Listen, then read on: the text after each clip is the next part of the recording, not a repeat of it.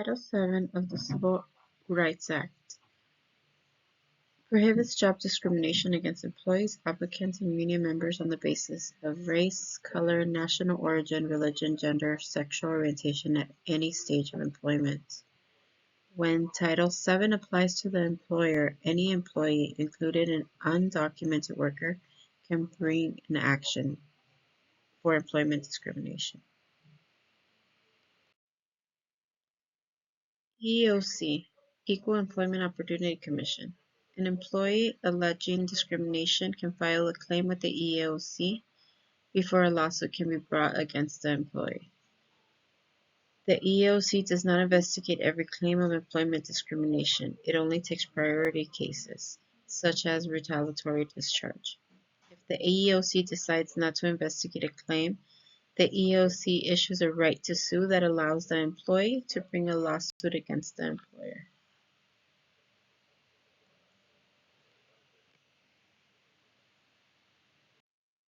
Limitations on class actions. To bring a class action, employees must prove a company-wide policy of discrimination had a common effect. No individual or isolated acts of discrimination against an employee is not enough to qualify for a class action lawsuit. Multiple individuals must be proven.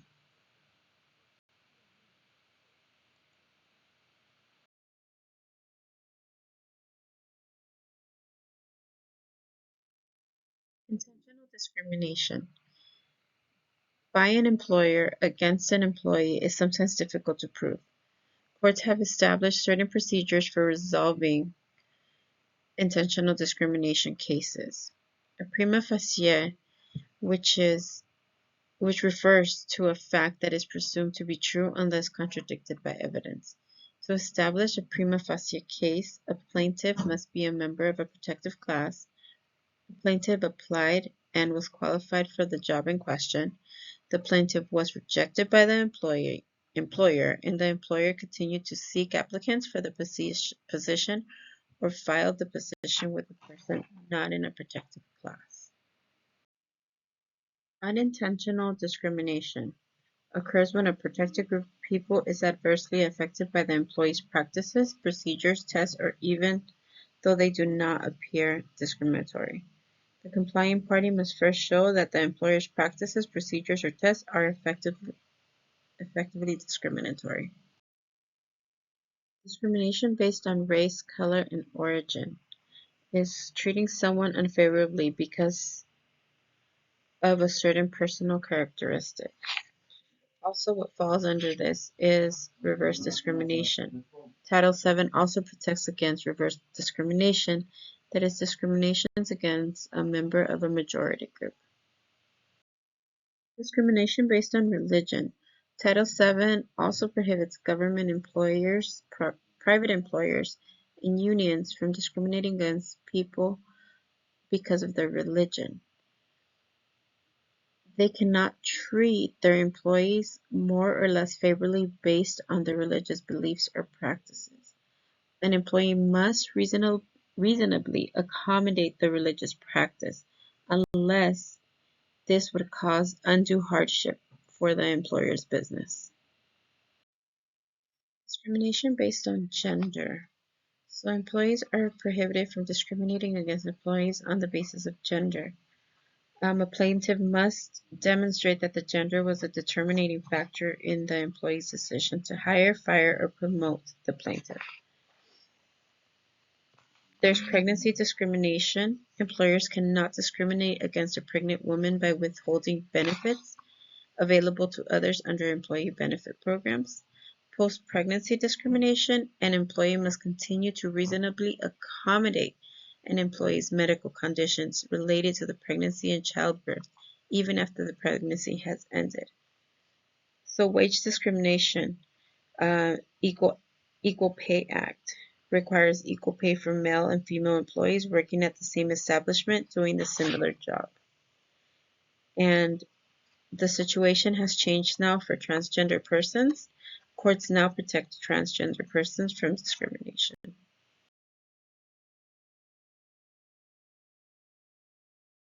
Constructive discharge.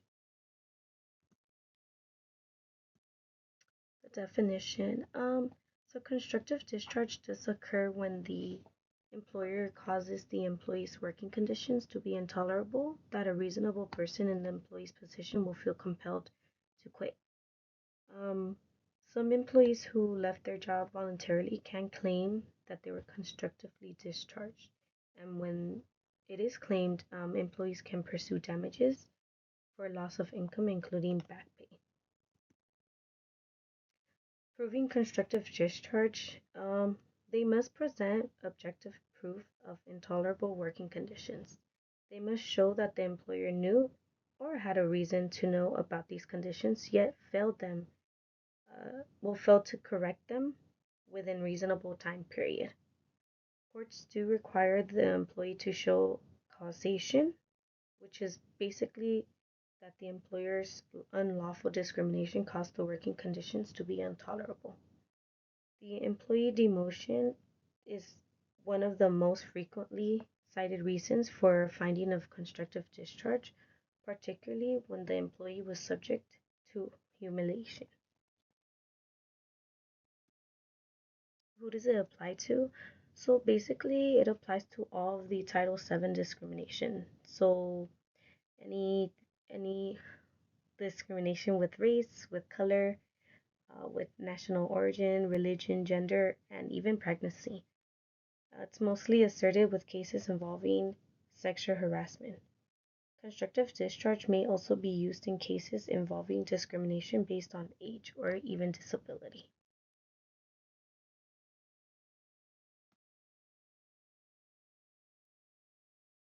Sexual harassment. So, Title VII also protects employees against sexual harassment in the workplace. There are two forms of there's the quid pro quo and the hostile environment harassment. So basically, the quid pro quo is sexual favors that are demanded in return for job opportunities. It's basically the Latin phrase meaning something in exchange for something else. Hostile environment harassment is when a pattern of sexually offensive conduct runs throughout the workplace and the employer has not taken steps to prevent or discourage it. There are different types of harassment, starting with the harassment by supervisors. So there it would have to be proven that there was a tangible employment action, which is basically a significant change in employment status or benefits. The U.S. Supreme Court issued the Ehlers or Faragher affirmative defense. Basically, it helps employers avoid liability for harassment. And there are two elements for that defense. The first one will be the employer must have taken reasonable care to prevent and promptly correct any sexually harassing behavior by simply establishing effective harassment policies and complaint procedures, for instance. The plaintiff employee must have unreasonably failed to take advantage or preventive or corrective opportunities provided by the employer to avoid harm. There's also retaliation by employers. Employers do sometimes retaliate against employees who complain about sexual harassment and other of the Title VII violations.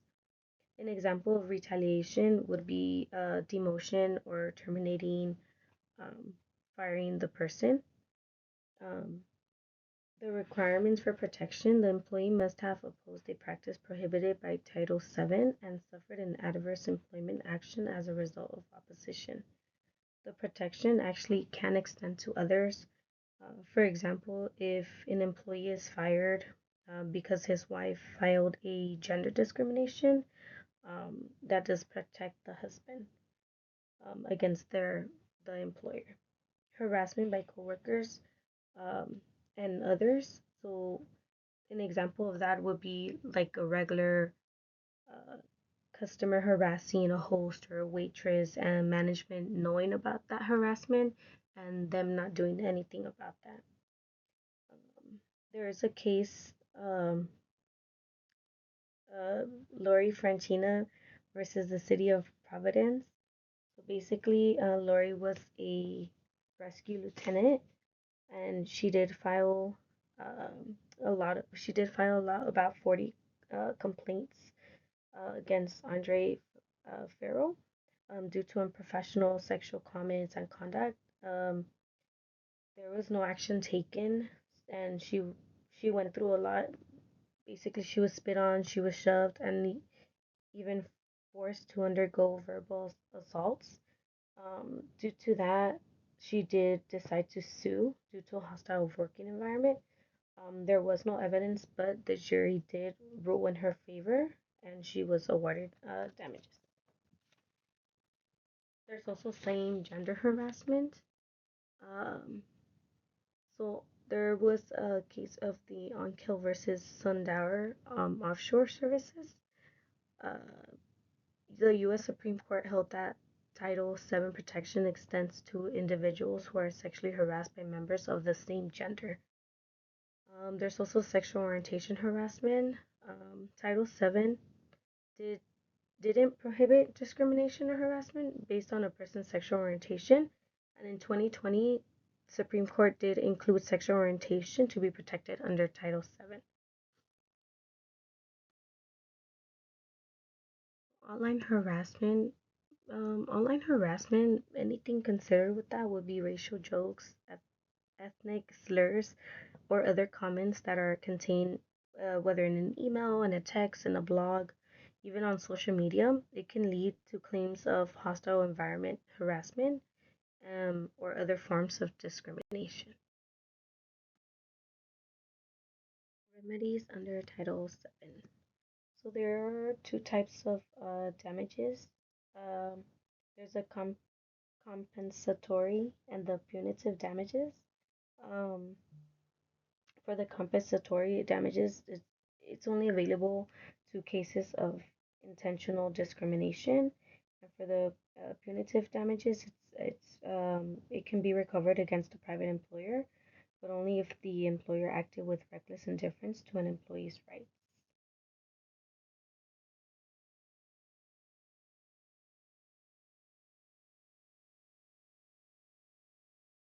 Features under the ADA. So proving age discrimination is pretty difficult. It is challenging. One example was the Stever versus the U.S. Bancorp.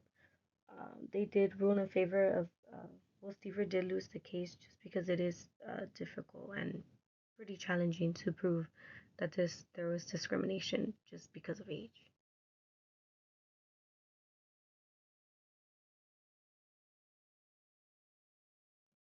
Replacing older workers, a lot of companies do replace older workers to cut costs. Um, the law states that plaintiffs don't have to prove that they were replaced by someone under 40, but just someone younger. Larger age gaps do strengthen discrimination claims. State employees, unfortunately, the state employees have limited protection under the ADEA due to the 11th Amendment. Um, they're generally immune from lawsuits unless the Congress explicitly removes the immunity, as it has done in certain cases, just like the Family Medical Leave Act.